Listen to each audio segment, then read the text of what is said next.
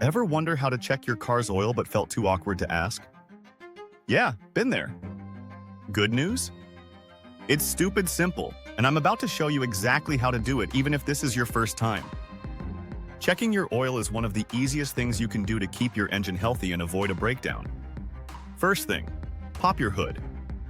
Every car is different, but there's usually a lever inside near the driver's seat or under the dash. Once it's popped, feel around the front of your hood to release the latch, then lift it up. Now find the dipstick. It usually has a yellow or orange handle. It might be hiding near the front or side of the engine. Pull it out, don't freak out, this part's easy. Wipe the dipstick clean with a paper towel or cloth, stick it back in all the way, and then pull it out again. Now look at the end. You'll see two marks, low and full. Your oil should land somewhere between them. If it's below the low mark or not even touching it, you need oil ASAP. Also check the color. Healthy oil is usually amber or brown. If it's black and gritty, that's old oil. Time for a change? Quick tip. Make sure your car has been off for at least 5 to 10 minutes so the oil settles. You want an accurate reading, not a false high.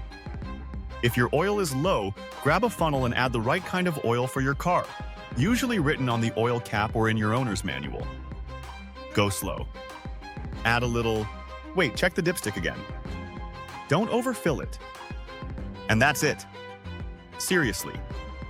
You just did basic car maintenance like a boss. If you can check your oil, you can do way more than you think. Start small, build confidence, and save yourself time, money, and stress. Hit that like button if this helped. Subscribe if you want more beginner car tips that actually make sense.